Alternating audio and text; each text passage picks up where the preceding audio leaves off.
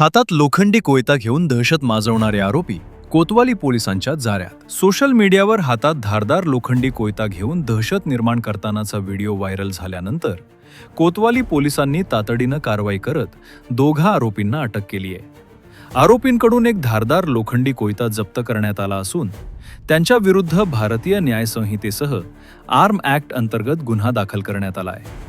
पोलिसांनी दिलेल्या माहितीनुसार दिनांक 18 जुलै 2026 रोजी सायंकाळी सुमारे 6 वाजण्याच्या सुमारास वाडिया पार्क परिसरात गाडीचा कट लागल्याच्या किरकोळ कारणावरून फिर्यादीवर लोखंडी कोयत्यानं हल्ला करण्यात आला होता। या घटनेचा व्हिडिओ सोशल मीडियावर व्हायरल झाल्यानंतर कोतवाली पोलीस ठाण्याचे पोलीस निरीक्षक नितीन देशमुख यांनी तपास पथकाला तात्काळ आरोपींचा शोध घेऊन कठोर कारवाई करण्याचे आदेश दिले।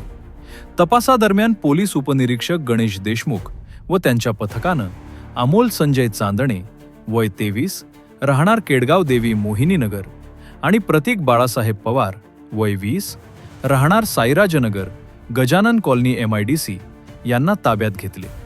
आरोपींकडून एक धारदार लोखंडी कोयता जप्त करण्यात आला। या प्रकरणी कोतवाली पोलीस ठाण्यात गुन्हा रजिस्टर क्रमांक 691/2026 अन्वये भारतीय न्याय संहिता कलम 118, 351, 385 तसेच आर्म ॲक्ट कलम 325 अंतर्गत गुन्हा दाखल करण्यात आला असून आरोपींना अटक करून पुढील तपास सुरू आहे।